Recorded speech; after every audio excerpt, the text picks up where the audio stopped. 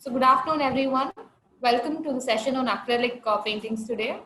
So now I invite Professor Narayani to introduce the artist for the day.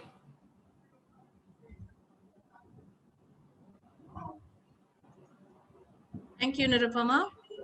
A warm welcome to all the students. I am very happy to introduce architect Shubhaprada, a very good friend from my school days, and she has been my classmate from I think my 8th grade, and then also we've traveled together during our college days, 5 years of architecture as well. A very optimistic and multitasking person. She loves to be called an architect by profession, an artist by passion, and an art lover by choice. She's completed her bachelor's from SRM Katagpurathur campus in 2007 in Bachelor's of Architecture and an MBA in 2009 and currently pursuing her master's in SRM Ramapuram campus. She has 9 years of working experience and is taking up freelance projects currently. On her art, she is associated with Senior Arts and Crafts from 2016 in prominent art studios in Bangalore and has exhibited her work in Karnataka government, Art Center, Chitrakala Parishad, and other private art studios. On her experience of handling different mediums on art, but her personal favorites are acrylics, watercolors, and doodling. She believes in and also practices art therapy and is conducting personal art sessions online both for kids and for inspiring adults to take up art as a medium of de-stressing and relaxation. I once again welcome architect Shubhaprada to open the session for us today. Welcome, Shubha. Hi everyone. Good afternoon. Thank you, Narayani, for giving me a very good introduction and also a great platform to connect with so many younger people. And I'm very happy to be part of SRM again. Hi, hope all of you are safe and fine. And before we start this session, I really appreciate all of you for pursuing architecture, and this will be one of the best decisions in your life. So not only because in architecture, not only we learn only about buildings, so we have exposure about so many art types. So it really helps me. It has really helped me till now. So I think all of you also will get used to it. And so Nirupama, shall we start the slide?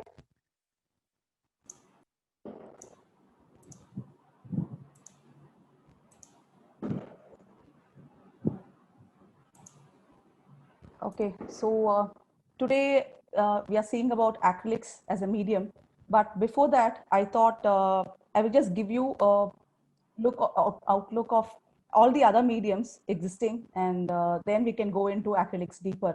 So you will better understand the comparison between the other mediums as well. So any of you have any experience with art or something? Because I just thought I'll know about you people also. So anyone is already doing paintings in acrylics or any knowledge about it? Is anyone there? Students, you can open up your mic, yeah, or so you can type in the chat box. Yeah, so I think it will be nice, like, you know, if it's interactive. Okay, now, okay, then let's start. So the first slide, Nirupama. Okay, so what are the different art mediums we have? I have started with my graphite pencils only. So in my journey, so I think all of you know what is a graphite art. So what we do is sketching in first year or first sem. We all start with sketching, right? The basic sketchings. So that Shubha, we are also starting to get answers. I work a little with acrylics by Harshita. Then somebody has also commented, I do shirt painting. I think Kinjal Majumdar, shirt painting. So we have some interesting comments coming in. So it's nice. So, and I'm working on drawing from childhood by Niyata. Okay, we will look into the chat box. That's really great, Niyata. Yeah, I can see.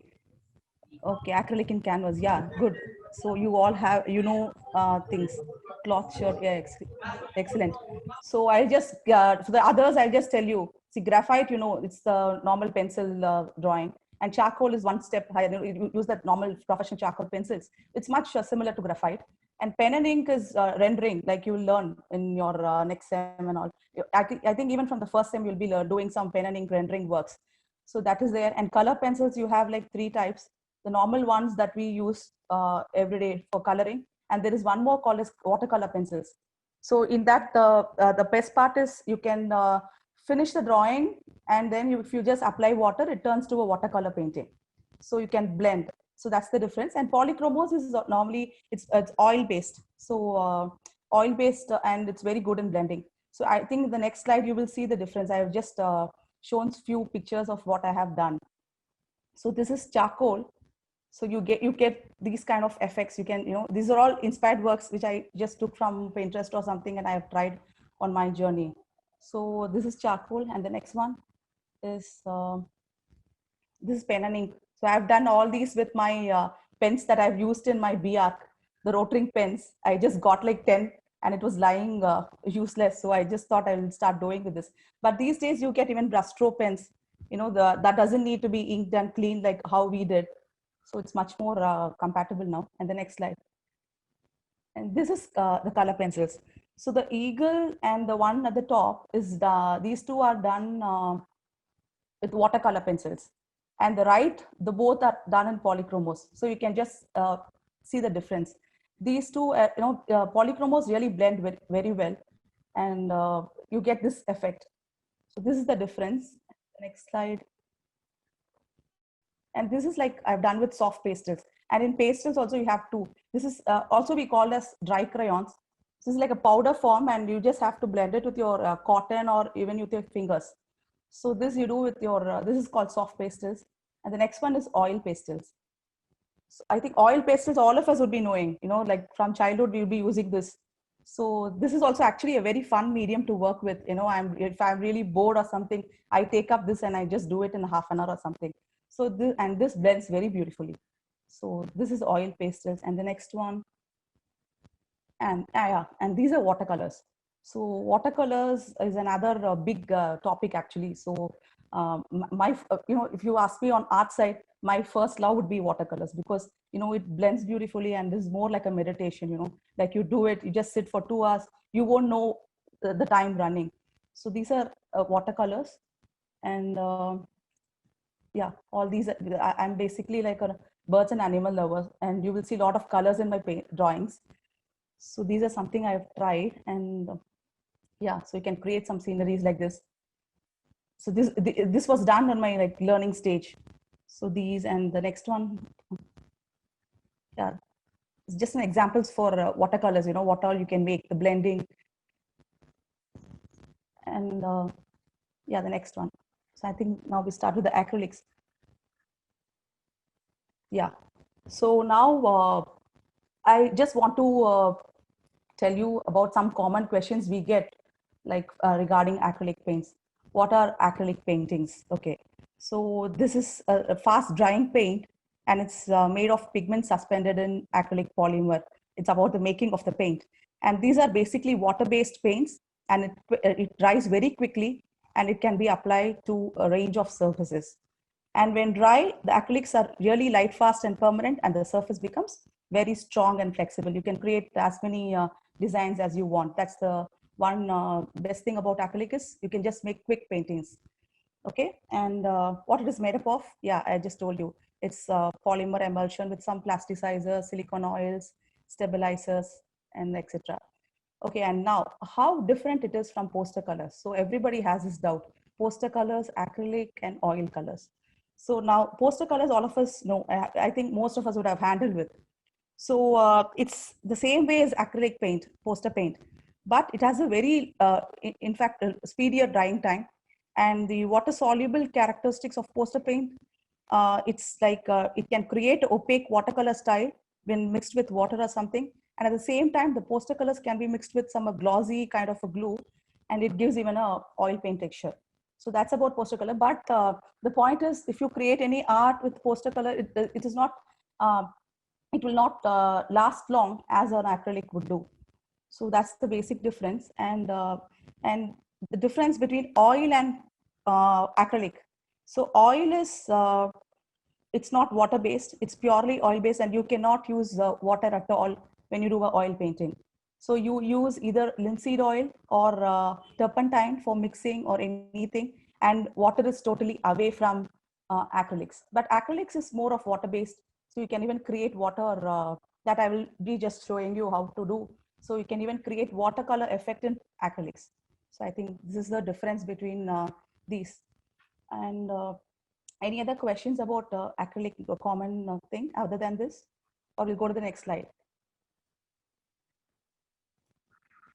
I think we'll go to the next slide, Rupama.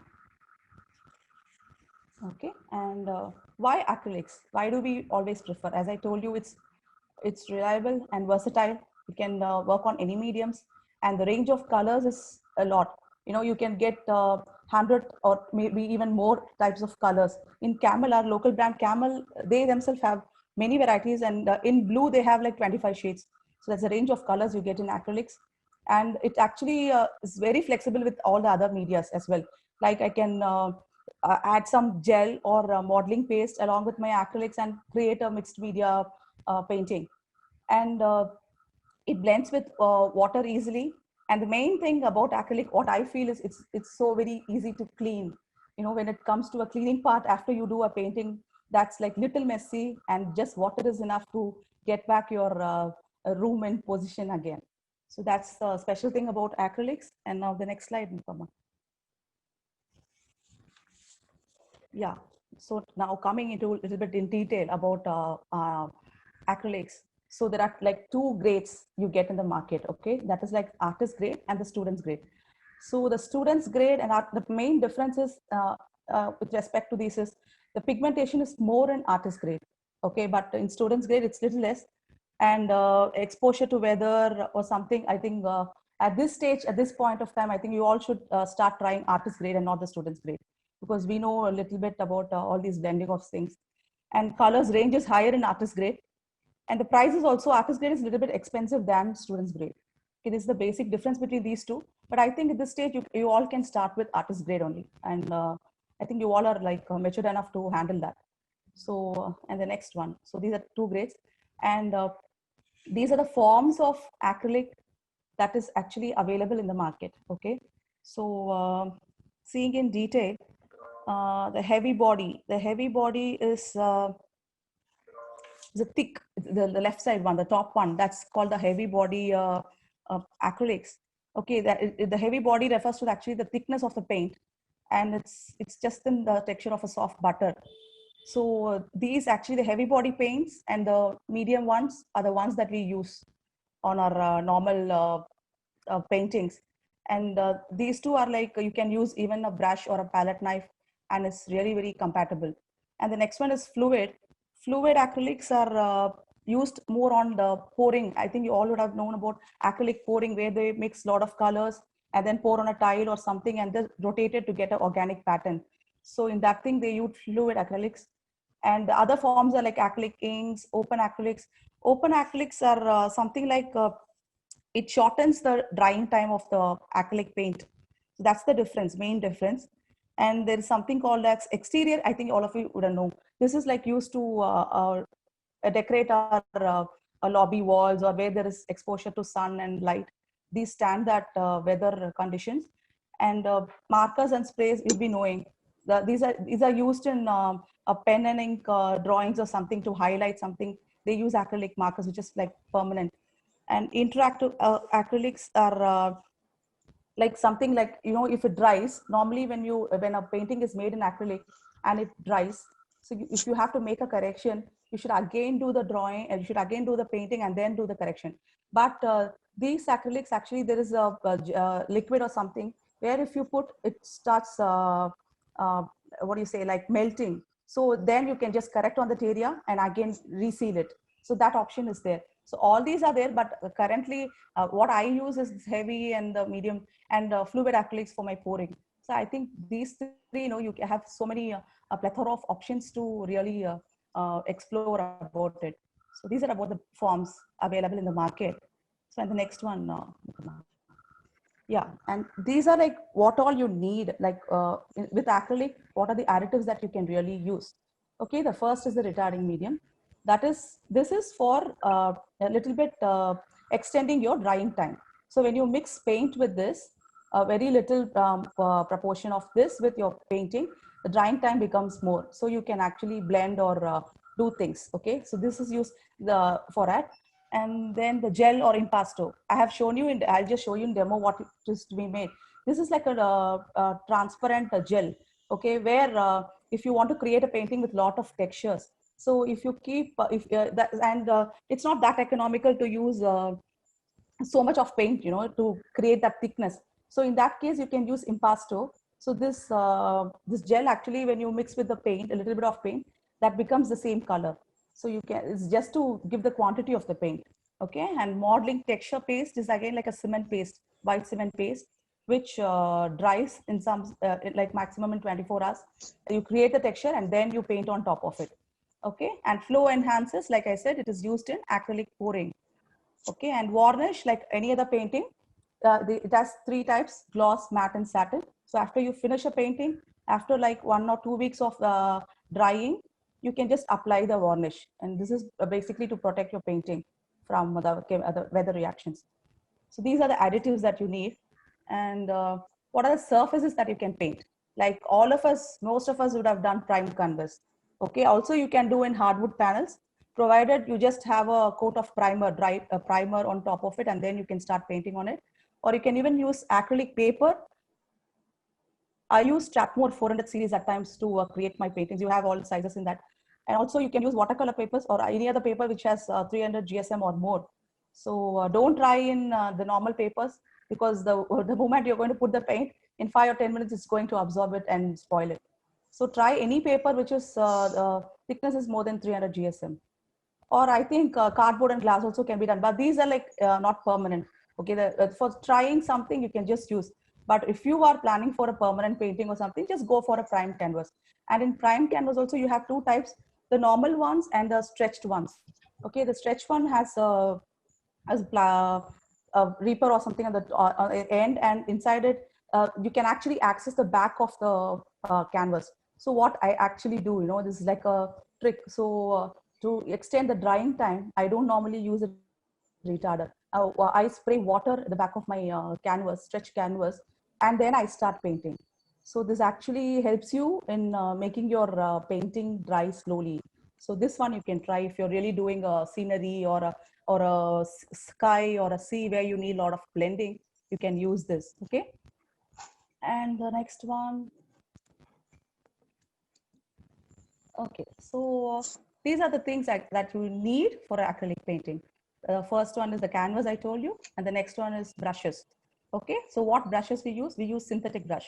So nothing else, don't try for hog hair or natural on anything. That doesn't work, because I have done all these things. When I started, I have done all these mistakes and I just learned. So the synthetic ones are the best ones. And in synthetic, you have all these types. So it's a flat, round, filbert, fan. So this is the angular brush. Okay, the first one on the left side from left, that is the first one is angular, and the second one is called filbert. Okay, and the next one is flat, and the next 2 are like round. And then you get, and the thin brush is called the detailing brush. And the last one is the fan brush. Fan brush we use when we want to do some waterfalls, or we want to really detail out a tree, like a pine tree or something. So the fan brush is useful on that. And these are the brushes. I'll just tell you in short what kind of brushes you really need to start the paintings. I will just give you so you can note down that also. And apart from these, you have this inches brush, like 1 inch, 1.5 inch. Those brushes are really helpful for doing a little bit bigger canvas. So you can invest on that. And these are not that expensive. You get a lot of ranges in our local stationery shops. You can buy that. And the next one is palette knife. Palette knife is actually my favorite, and this is like a fun to work with. So you get all these shapes. Not only these shapes, you have a lot of other shapes as well. So this is basically to do with textures. You really want to create a painting without brush, or you want to give a texture to your painting. These are really helpful. So and also if you are like doing a big painting where you have a lot of colors to blend with, you can't really use a brush. So those times you use a palette knife to really take out the paint and useful. It's like little messy also. So palette knife. And sponges are like 2 types. of sponges we use in painting. So one of the soft is in the kitchen, like the to wipe. That's the one that I use. And the sea sponge is see the down part. You can see the sea sponge. This is available in a lot of hardware shops. This is a little bit expensive, but when you want to really do a bush or something on a painting, we always go for sea sponge. That naturally gives you the texture. Okay, so these two and the normal tissues and palette. So palette also you get the tearable palettes these days, so you can buy that. That's much easier. So these are the tools that you really need before you start an acrylic painting. Okay. So the next one. Yeah. So these are the techniques that we are going to see today. Let's see, in acrylic. Shubha, just before we move on, there is a Okay. question. Are acrylic sprays used for graffiti?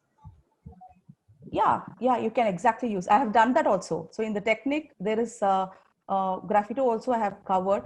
So you can see that also in the demo. So yeah, you can use the paste. You can use it for that. So yes, you can do. Okay, so now I'll just put a video. I've done a pre-recorded video this morning because I was not so sure about my internet connection. I will just share you the video and I'll just talk. No, I'll just tell you what is that.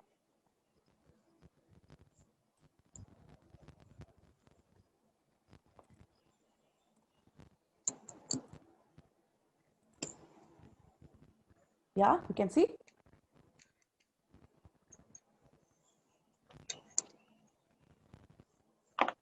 So I hope all of you can see the video, right?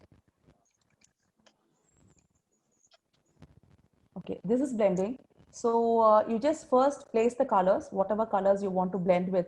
So normally we begin with the light color. So first yellow, and then I have done 3 colors this time. So it starts with yellow, then orange, and then a shade of red.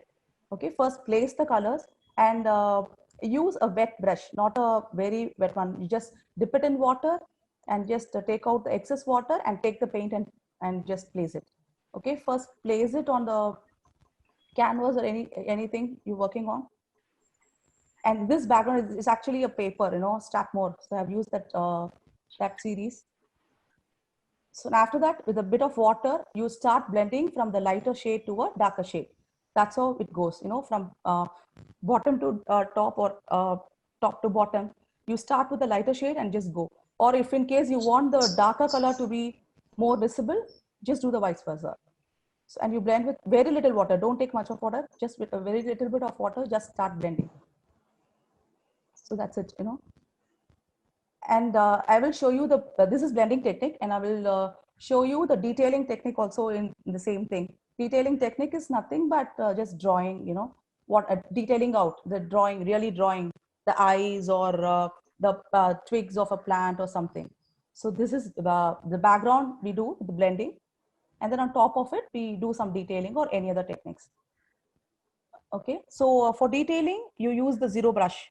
Okay, zero brush and mix whatever color you want to detail out. So for example, this time I've taken black. Or if you want to detail out in a shade of blue, like a crimson or a crimson lake or anything, just mix little bit of water and make it like a paste. And then you take your zero brush and start doing it. Okay, because the paints are like little bit thicker. So you have to first mix it with a little bit of water and keep it ready. And detailing is just drawing, like whatever, how we are drawing with our pen and pencils. It's the same thing. But and main thing is you should really have a lot of patience for doing this detailing. And this is the last part. Actually, we do detailing at the end of the painting. So here I've just done a twig, on a background.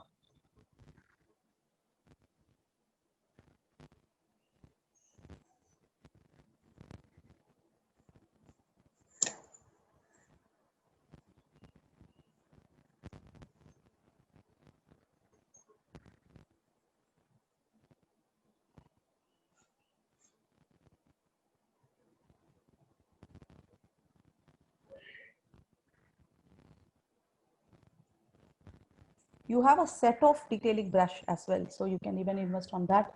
So it's like you get even the mildest thin like 1 or 2 strokes like that. You have so much of ranges of brushes. So this one I've done with zero brush.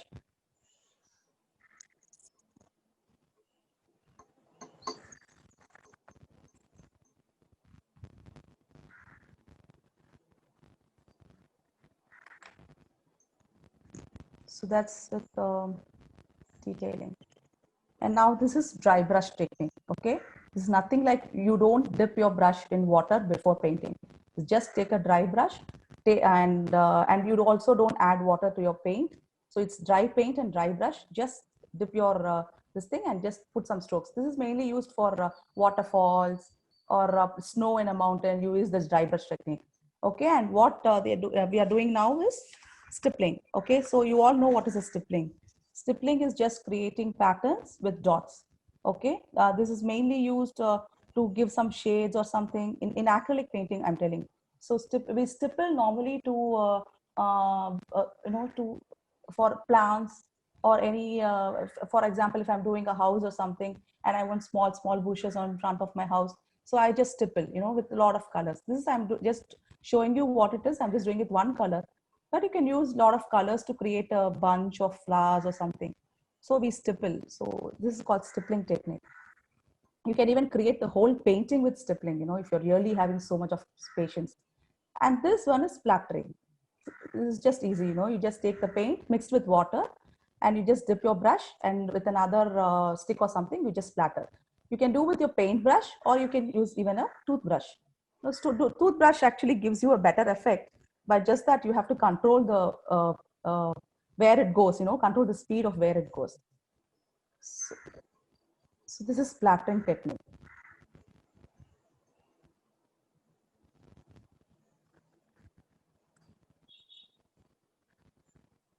Okay, and the next one is wet on wet. This is what I was talking about. So in acrylic also you can give watercolor effect. So how do we give that? We just wherever you want that watercolor effect, just apply water. This is called the inch brush. This is like 1 inch brush. This is very useful in watercolor techniques. So you just apply water wherever you need that flowy watercolor effect on acrylics, and then you just place colors, whatever, all the colors, or even a single color or multicolor. You just place the colors and then you add a little bit more water and it just runs. So that's the actual technique, and I've used 2-3 colors also. And actually it blends by itself, that's what a watercolor is about. So you can even get the same effect in acrylics.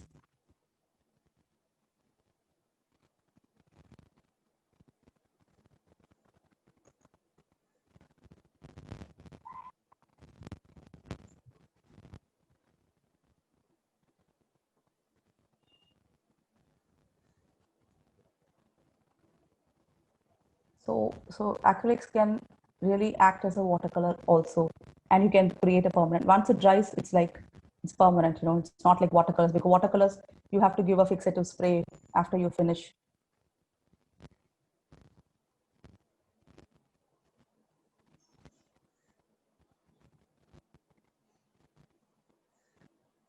And this is the first layer. So if you want another layer, you can, after this dries, you can also add another layer of watercolor effect, to give you 2 layers.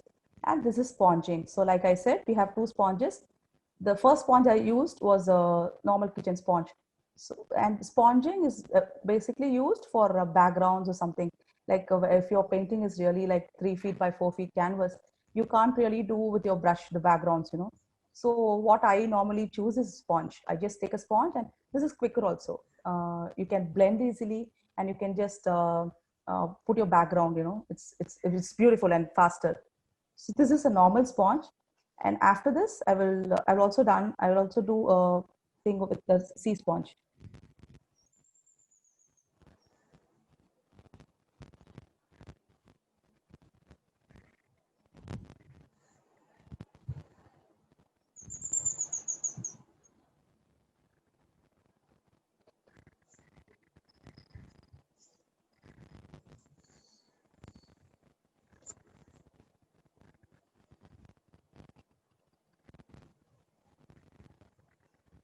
Sure, I have not blended that much, but with sponge, you can really blend as much as you can, You can even create a new color with your blending. So one good thing about sponge is that. But don't dip your sponge in water because it gives you that foamy effect on your paint. It creates foam, and when it dries, it actually gives you a irregular texture on your painting. So as far as possible, don't use. And this is the sea sponge. So sea sponge, you can easily, paint bushes. It's a very easy technique to paint bushes with sea sponge.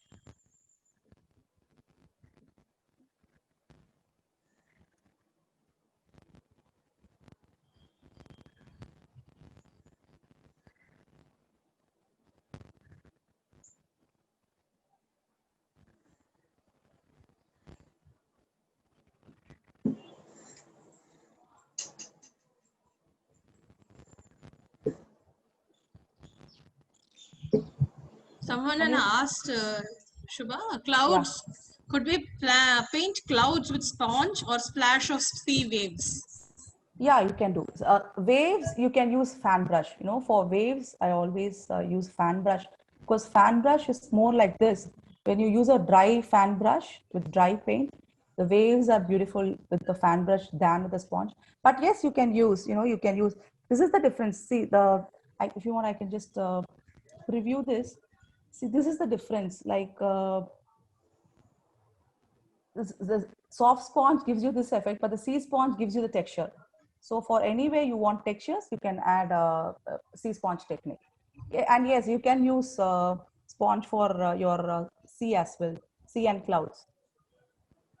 See, basically there is no thumb rule in acrylic paintings. Okay, so whatever you just try, and if you think that you can justify and it's nice, it's fine. It's not like with sea sponge you can do only this or that. I have done few things, but my opinion, I have felt if you use a fan brush for waves, it is very nice. So it's up to you, you have to try and see. And this is graffito, you create a background and on top of it, you just do the technique and give patterns.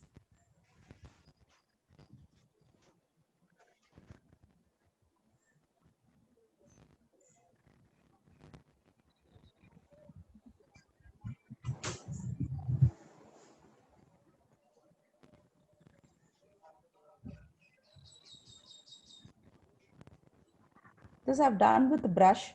You can also apply paint with your palette knife for graffito. You can just take some lot of paint and you can just put the background and top of it you can do the patterns. That will also be very beautiful. Since I'm doing in paper, I have not done.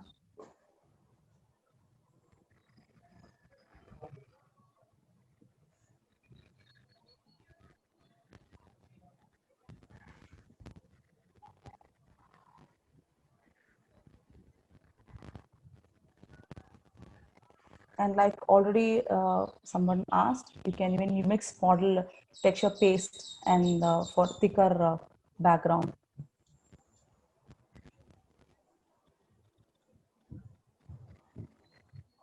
There's a query. The Okay. hairs of my brush always stick to the canvas. How do I avoid it? Okay, hairs of the brush. Okay, so do you put your brush? No, that means I think you should buy a better quality of brush. Uh, the doubt is like the hair it's coming on the painting, right? It sticks to your painting. That's what, Yes. right, That is the Narani? question. Yeah. So that means a brush is not that good quality. So you should invest in some better brush or better brand.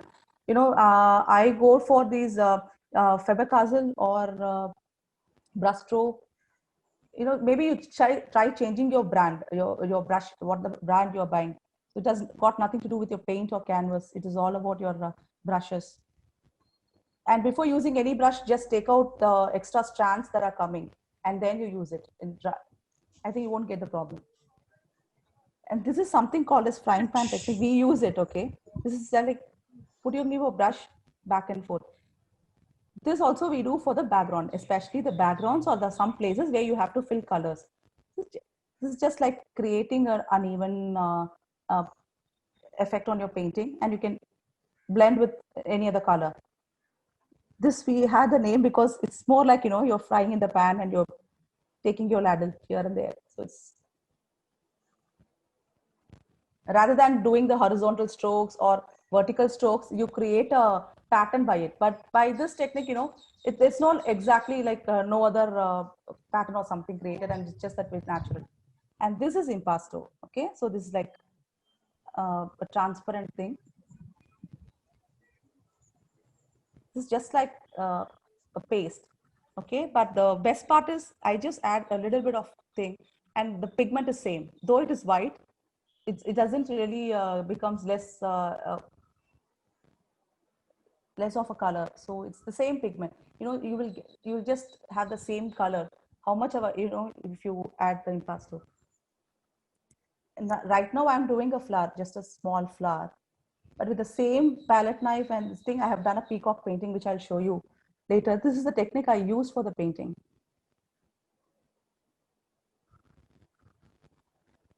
Take how much ever you want on the tip of the palette knife. Okay, and then just put a force on your surface.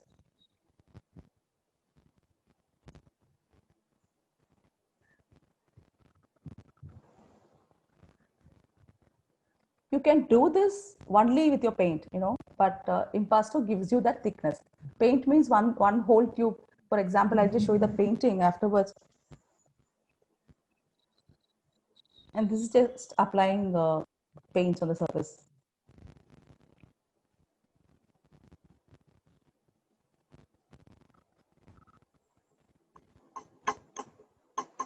See, we're not, you really don't, you really want to de-stress yourself and you don't want to wash your brush and you don't want to really go and pick your brushes or something.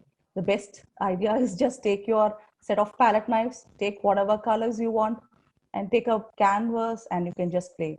And believe me, you know, when you like start doing palette knife, you will just love it, you know, because it more, you know, I usually say, my friends, it more looks like a cream. You know, you're playing with a chocolate cream, if it's brown or a vanilla cream, it's like that, you know, you really, your mind will really be so light, you know, after you really use this. And also Ma'am, we have a question from Divya. Yeah. Should the applying layer of paint be thicker to do graffiti? Yeah, exactly. Question. Yes, it should be thicker. Then only you can actually see the pattern coming out. So if it's thicker, it's more beautiful. And one more question from Darshini. Does the palette knife technique consume a lot of paint if done without impasto? Yes. I think. Yes, I will show you my peacock painting where I had a learning actually. So yes, it consumes a lot of painting. For example, the same flower, if I have to do in only the paint, so if it takes one full tube, like 150 ml of tube, if it takes 150 ml of tube, with the impasto, I'll just need some 25 ml to 50 ml, that's all. Okay, so that's the difference. And this is the texture paste. Okay, you get the local brands also. You can use the Camel's one, that's good. This is more like a white cement paste. Okay, so with this, first you have to create textures, whatever texture you want. Okay, you create the texture and then you allow it for a day or two to dry, and then it becomes like a very hard like a stony edge, and on the top of that you will actually paint. So see, you can create textures also.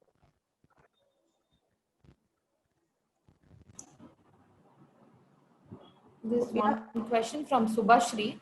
Yeah. She has tried a painting which she saw from video while in the internet, I suppose. While doing black color, she had got pores. I also applied more color, but in some places it remained same. What is the reason? So pores in sense on the background or the first stroke itself? Is it the first layer or the second layer? The student can just unmute and... yeah, you can unmute and ask. Subhashri?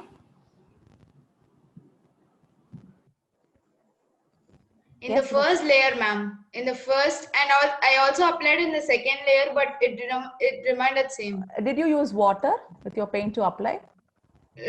Some amount, not that more. Okay, so normal thing is when you're doing the first layer, the background layer, use very less of water, because the canvas, though it is primed one, at times, you know, the background thing, it has to fill. So when you use water, it automatically gives you the transparent thing and it doesn't blend well. So as a basic thumb rule, the first layer, use very less amount of water. And after it dries, you go to your second layer. Yeah. Okay, Srishri, and yeah, that is the trick actually you do. So maybe you would have added water to blend, to spread the color. You should have added water, I think. So you need some strong strokes, you know, you should be really, stroke should be strong. So spread it well. If you even apply a bit of your paint on your canvas, just spread it really well. Because acrylic spreads really beautiful. You know, you just have to put some extra force on it. So if you have done that, I think you won't get the pores. So you use less amount of water on your first layer. Yeah, ma'am, thank you. Yeah. See, you can do, you know, you can give the patterns, anything, you know, this texture paste. I just did a painting with it's a plain canvas. I made textures and top of it, I drew the whole drawing. It was a Sai Baba painting, but it's still not completed. So I was not able to show you that. So this has to dry for a day or two, and then you can really apply colors. So but I just dried it for 2 hours. So at times, you know.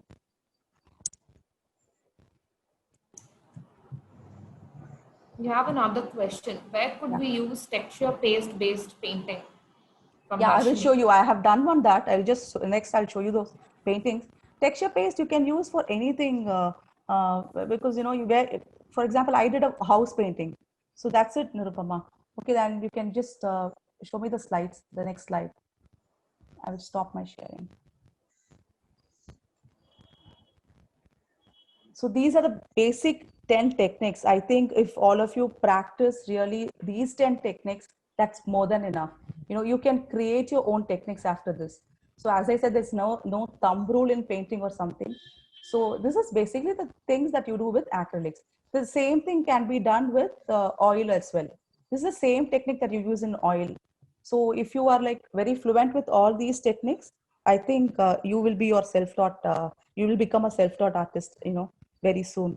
So, and now we can go to the paintings that I have done. I will just show you some of my paintings, which I have done. And I can just tell you what are the techniques I've used. Okay, so the first one, this Ganesha painting, the background is done only with sponges. Okay, I have not used any brush. This is only with sponges. Okay, so and I didn't use sea sponge. This is a normal soft sponge. So first I did the yellow layer, like the near the legs. There is one shade. The first layer was that complete. You know, the overall background was done in that color. After it dried, then I used the brown. Then on top of, so it has 3 layers of sponging. Okay, the background, and in the middle it is totally brush. The blending, everything is just brush. And even in this painting, you know, the background, the green background is done totally with sponge. I have not used brush at all. These are like 2 feet by 3 feet paintings. So and the blending inside the face, you know, this is the outside blending, but inside the face I've used brush only. It's all the brush. And this, like I said, I just sprayed some water behind my canvas, so it actually gave me a lot of time to, because this face was a little bit difficult, you know, to blend. So that's about it. These 2 paintings are done with the brush and sponge, and this is totally with brush. I didn't use a sponge. I just wanted to know the variation. This was done only with brush, and the outside the black ones are done with sponge. That only the finishing stage, but inside it was done only with brush.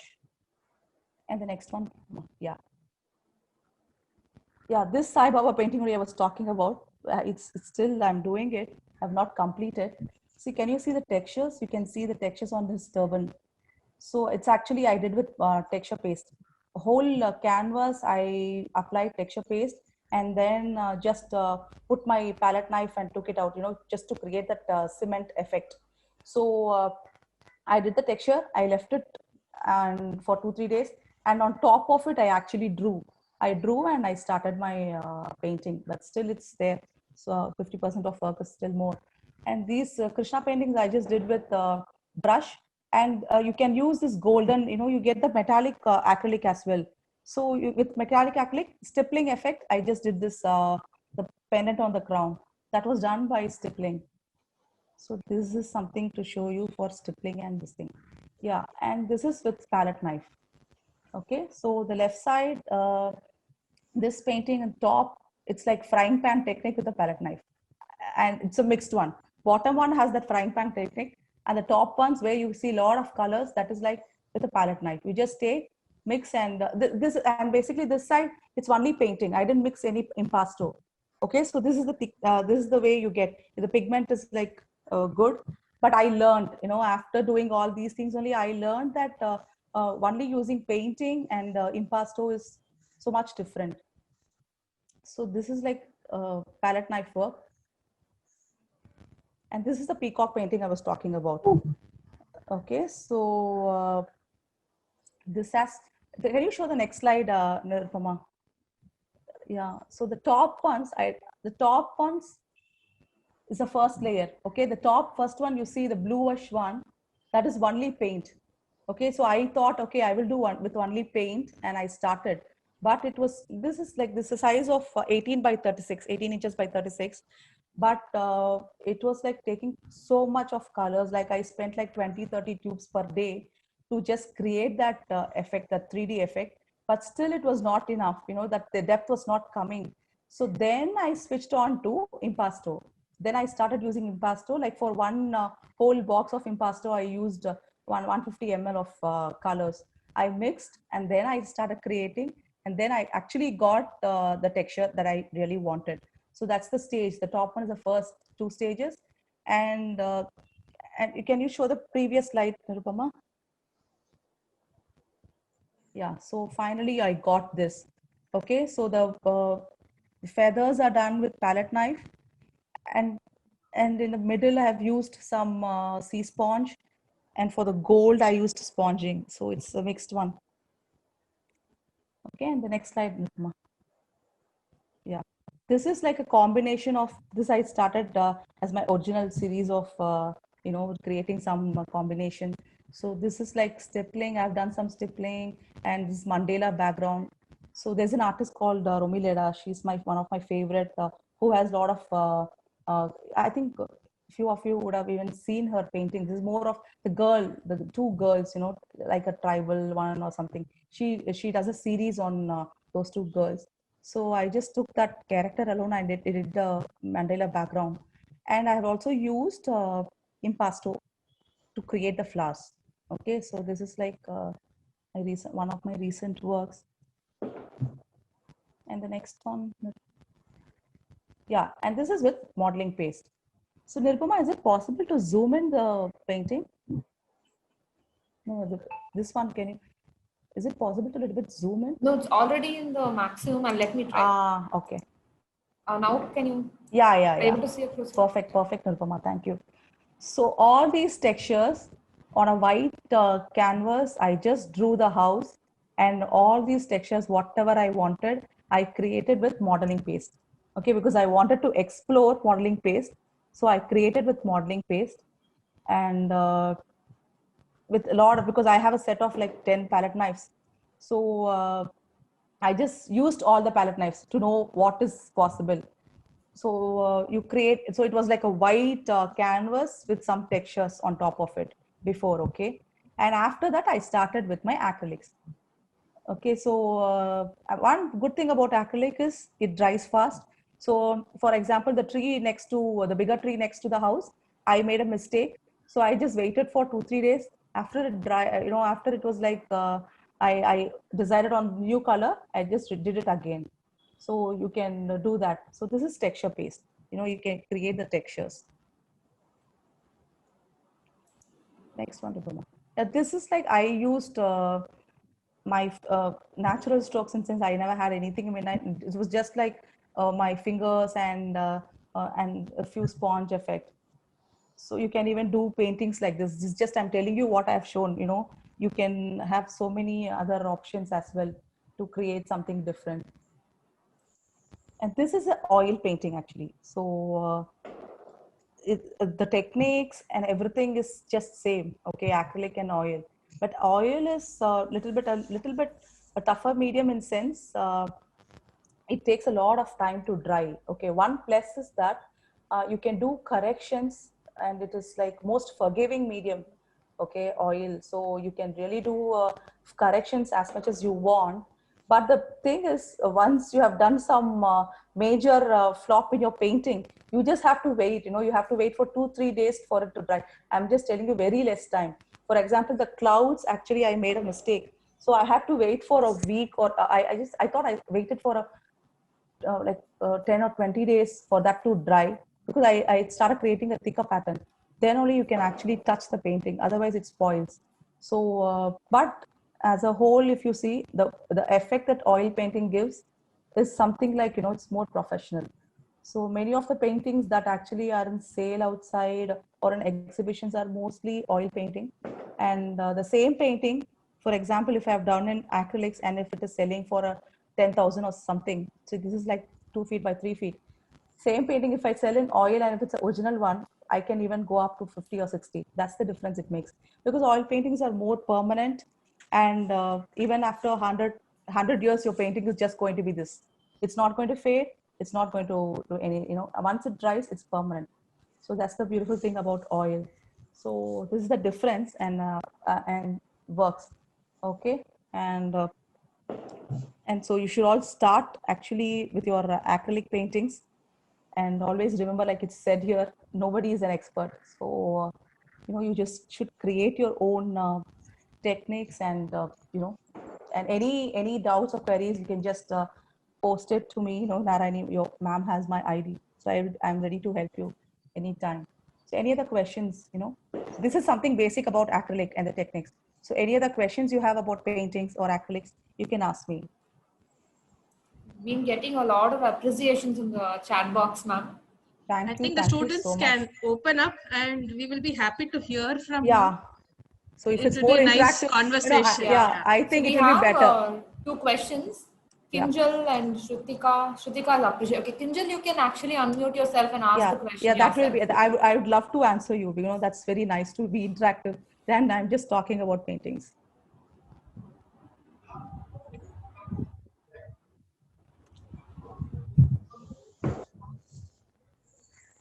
Kinjal, are you there? Yeah, he's unmuted. Okay. Thank you everyone for all your appreciations. It keeps me going. No, I just want to ask that when I do acrylic paint, it is very easy to blend and all, but when I do watercolor, it gets totally messed up. No, Kinjal. Actually, see the difference between watercolors and acrylic. I'll tell you. Watercolors, what many people make a mistake is, see, you should understand the name itself says it's watercolor. So the water must be more, okay? So the painting pigment should be less. So you should be really patient enough to sit and get, so for example, if you want a darker tone of any painting, okay? It's not that you can apply a lot of paint.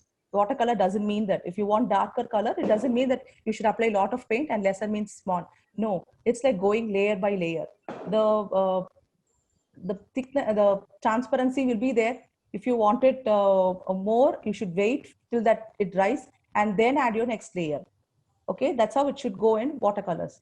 If you want really like just to dry faster your watercolor painting, use a blow dryer. You have a blow dryer, right? So after your painting, the first layer of your watercolor is done, just use a blow dryer and just wait for some time. In 5 minutes or something, it dries. Then actually you can do the next layer. So and in acrylic, what was the actual question, Kinjal? When I do acrylic paint on paper, like for the little details for eyes and nose, and for the little pores, it is very easy to control.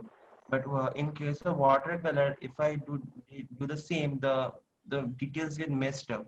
Because your background wouldn't have dried up. You would have started detailing when your background was still wet. That's why it runs. That's why the color that you use for detailing, when you apply, it runs, because the background, maybe it's still wet or it is holding water still. So watercolor, unless it is completely dry, you should not start with detailing, because it has the ability to mix. It blends with the next color. So you should wait till it dries completely and then only start detailing. Okay, so it's the same thing with acrylic as well. Your detailing should start only after it dries. Otherwise, it will start blending, or you will, even if you keep your hands or something by mistake, you will mess the painting. So before detailing, make sure it's completely dry. Gayatri, you can unmute and ask the question. Gayatri Krishnan. Ma'am, what kind of brand of acrylic do you use? Acrylic, I use right now I'm using camel, Okay. yeah, so that's doing my purpose. So you have a lot of other ranges as well, but I think this serves my purpose, so I'm happy with camel. Okay. But Thank you you. have a lot of other options as well, so many are there these days. I got a question. Okay. If I do a painting and I use multimedia in it, like in the sense, some parts I use acrylic paints and some I use poster, would it spoil the quality of my painting after a particular time? Yeah, sure, sure it will. See, you cannot mix oil and watercolor, something like that. Okay, maybe to an extent, yeah. If you have done a oil painting, to an extent you can add acrylic. Okay, but acrylic and poster color, if you do together, like I said, poster color will fade in some time.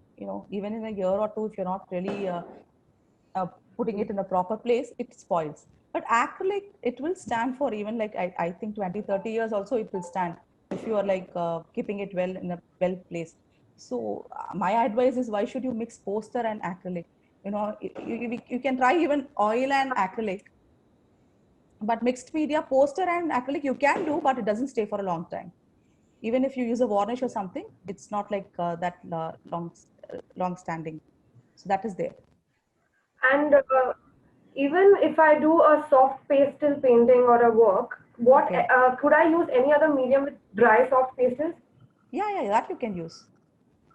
So that you can use, and Which one? always soft pastels, like you have many brands available in the market. Okay, again, I use a local, I'm not so sure because I've been using it for the last 5 years. I'm not so sure of the name, but any soft pastels or oil pastels, what we do with the color pencils or graphite or any work, there's a fixative spray. Okay, so after your charcoal or your or any work, especially soft pastels, you just apply that fixative spray once you're done, and it's there. It doesn't spoil, the colors doesn't come out. Otherwise, if your soft pastel work, you're just going to keep it inside. Whenever you just take some of the paint, is just going to come in your hand. So it's a must that you should use a fixative spray after your these kind of works. And what about watercolor pencils? Do I need a fixative even after watercolor Yeah, pencils? better. I do that. I just do it as like a film, to protect my painting, because Could for you use a watercolor pencil like a normal color pencil? Yeah. I use it. See, for example, the eagle I showed, that is like I didn't blend it with water because I liked it. The strokes, I liked it as it is. So I thought, let me not, just ruin the look. So I just left it. But watercolor pencils, that's the good part. You can use it as a normal pencil, or you can just at the end, if you apply water, it blends beautifully. It's done. It's a watercolor painting. So nobody actually finds out whether you do it with a pencil or a actual painting, provided it's like so good that nobody's going to mind. So you can do that. Thank you, ma'am. Thank you, Rashmi. Harshita has a question. Can you come on, unmute yourself and you can ask. Harshita Venkatesh. Ma'am, I just want to know if you use gesso on your canvas or to prep it so that your paints last longer, or do you not recommend that? It is actually recommended. Okay, gesso is recommended, but it depends on the canvas you buy. Okay, so my canvases are I just buy from a dealer. I know him for a lot of time. So he does all these works for me. It's properly primed and given. But if you are like buying from market and if you're not so sure about how it is done, or it's not up to your mark, you can apply the gesso. But so it depends on the brand. If you're really buying a good brand, I don't think so you need a gesso. But if you're using a hardwood panel or something, a specific shape or something, then you use a gesso. Thank you. Okay. Yeah, thank you.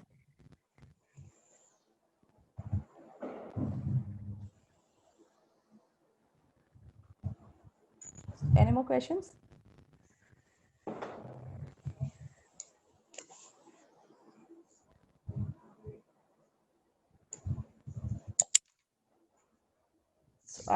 It would have been nice, if it was a live session or you all were in college, I could have really shown you drawing or painting something. Let's hope for the best. Maybe, this will end soon and I can actually visit college. It's been a long time since I visited my college too. So I would love if there is a session like that. Yes, ma'am, definitely. Yeah, sure. Students, any more questions? You can come forward and ask. So I just wanted to tell you, see, as a starter kit, before you are going to start about an acrylic painting, what are the things that you have to buy? Okay, so first you buy brushes. Now there is like flat, round, Faber-Castell has flat, round brushes. You can just buy 5 different sizes, 0 to 12. So you just buy five brushes in flat and round, and then buy a 1 inch and 1.5 inch brush. Okay, flat brush, and then you'll be needing some whatever I told you, you just make a list and just buy. This is not going to cost you more. The normal local brand doesn't cost you more, so you can actually try. These are the things that you should buy. The brushes, the palette knife. First you explore with the brush, then you go for the palette knife, go step by step.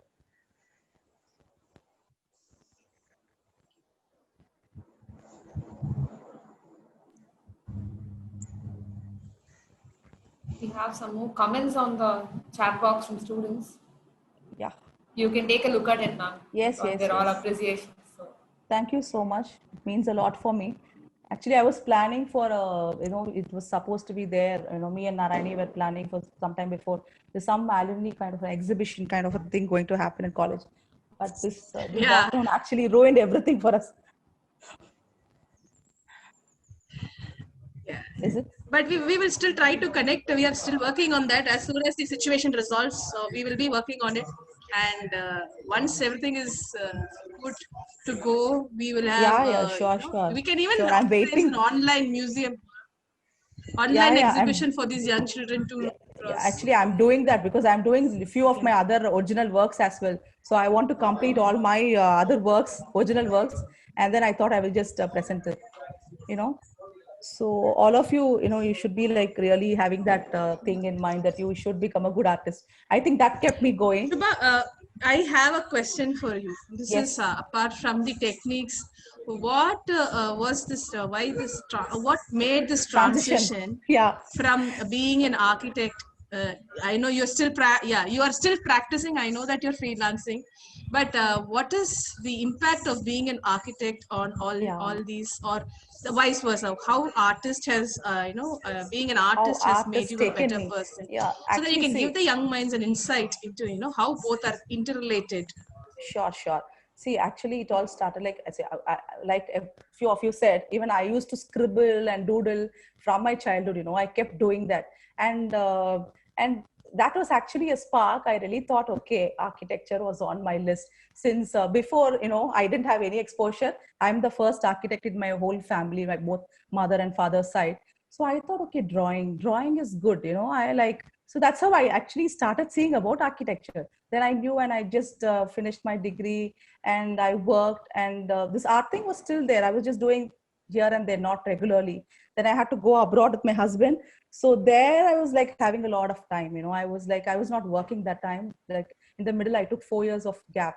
So that time I was not doing anything. Then I started doing more of this so-called scribbling and this thing. Then when I came to Bangalore like 4 years before, there was that spark. I thought, okay, I'm doing freelance work and all these things. So why should I leave this art thing in me? Because in like all of you are doing now, even in my first sem, there was a tutor. So he just gave us introduction for all the mediums. It was just there in the mind, but I didn't take it seriously. So that the lone time, I got when in abroad. So I just thought it has to happen. And in Bangalore, I joined a studio.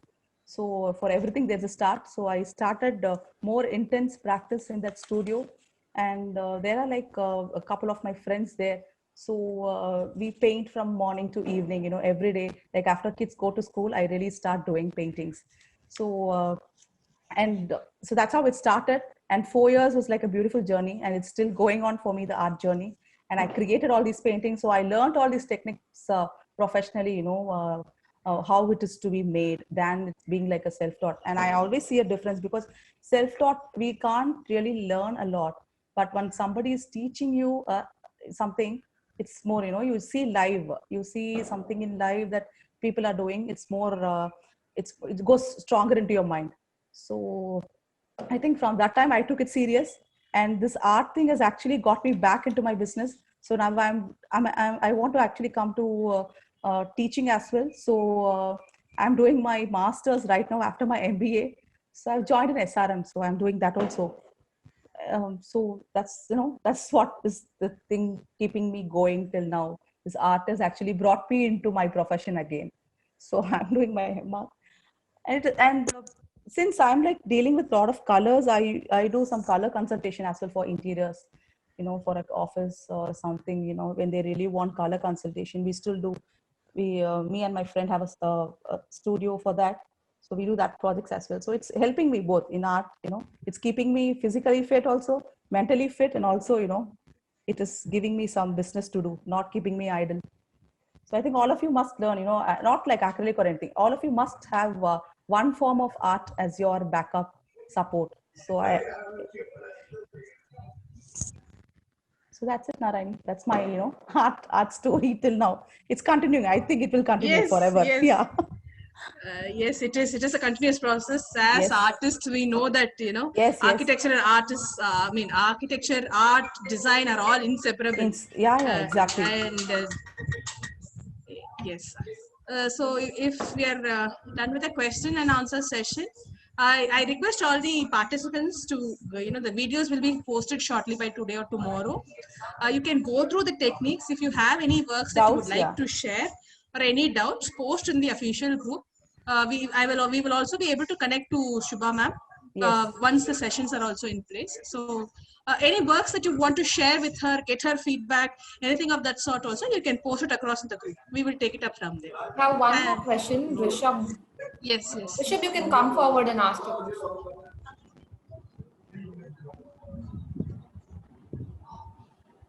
Good afternoon, ma'am. Yeah, good afternoon, Rishabh. Ma'am, what I had a doubt is, can we use texture-based technique on walls or some surfaces? Like if I had to decorate somewhere in my room or somewhere like that, ma'am. Yeah, Rishabh, if it's like a very small place, you can use, okay, but it's basically for canvases. So but if you want to use for walls, there is a lot of other options in the market. This modeling paste is designed for the canvases, and it's not affordable also to use. This bit expensive, okay, like 700, 800 per box. So I think you can use something else, the permanent options for creating textures in your walls rather than using a gesso paste. So it's a fun learning, Rishabh. You can actually, my personal opinion, it is not affordable, okay, and it's meant for canvas. You just try, you just apply a bit of it on your wall, just leave it for a day or two and see how it reacts. That's very good, no, to self-learn about things. And you can also update me. I have not done that. I have not tried a texture paste on my walls. Sure, ma'am. Okay. Thank you, ma'am. Yeah, thank you. So there's nothing right or wrong. I want all of you, to try. And I would be happy to see your paintings as well, I'm ready to help you out. Anytime you can just connect with me.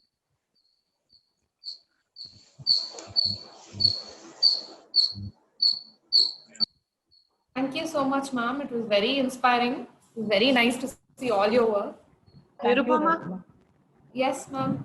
Thank you, Subhaprada, for that inspirational presentation. And I think most of our students are really impressed.